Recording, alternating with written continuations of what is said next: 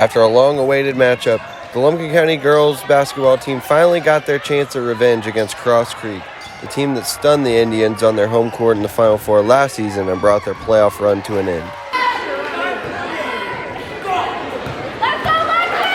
This time it was Cross Creek who was left stunned on its home court as the Indians came from behind to take a 49-39 victory and punched their ticket to the Final Four.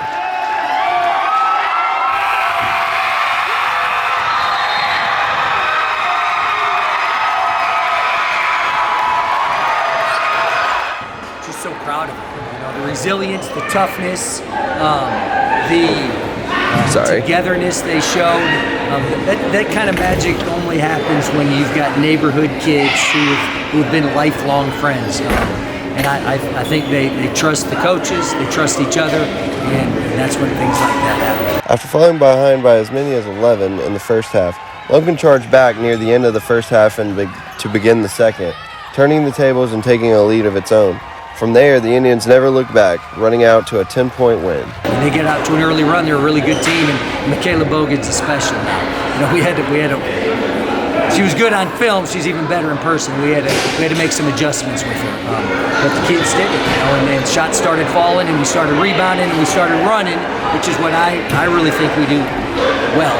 And that was good. Like I said, I mean, you get that toughness because you got a group of kids that really love each other. You know, they really care about each other, and they care about the team first, and they care about individual accolades later. Avery knew she was close to 1,000, right? But she was playing the game the way it needed to be played for us to be successful, and when that happens, she gets her 1,000. Yeah. It's funny how things like that work out. With her game-high 26 points, Avery Jones also claimed a major milestone as the sophomore scored her 1,000th career point near the end of the game.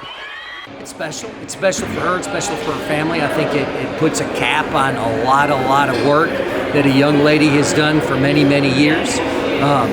She's a special talent for sure, and it's even for me. It's even more special because it happened in a win like this, and you know it would be nice if it was at home. But as I told the girls before the game, there's something about going on the road and getting the redemption that maybe for something that happened at home that sometimes is even more satisfying.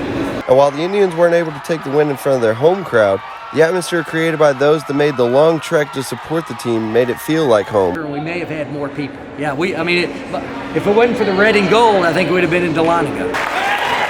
It means a lot. I think we pushed out a tweet earlier in the week just thanking our community, our school, our community, our administration, our friends, the Crunk crew.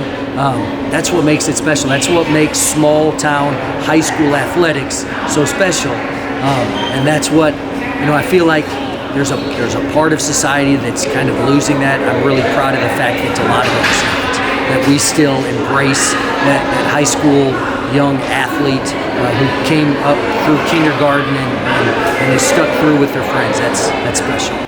For the Razorbacks, everything changed when one of their starters fell to the ground with an injury about halfway through the second quarter. Holding a 21-10 lead over the Indians at the time, that's when it all changed for Cross Creek, as Lumpkin responded with a 22-2 run that drastically shifted the momentum. Dowse said it was unfortunate to see the player's season end so suddenly.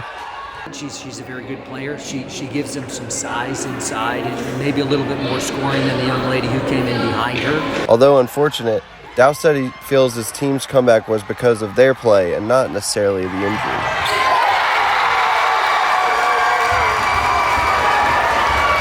I don't know that it makes a difference. We started playing our game, you know, and we got out in transition, and that's what we do well. I wish that young lady well. I hate to see that happen.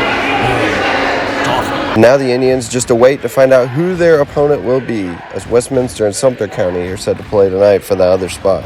Until then, it's time for some well-deserved celebration and rest for the Indians. That may or may not have included some late-night ice cream on Tuesday. We're going to stop for some ice cream on the way home tonight. I told them we'll stop as many times and eat as much as ice cream as you want. We're going to take tomorrow off. We're not going to do anything basketball-wise except, you know, take care of bumps and bruises and soreness. And then on Thursday we'll know who our opponent is because Westminster and Sumter play tomorrow. And then Thursday we'll go to work.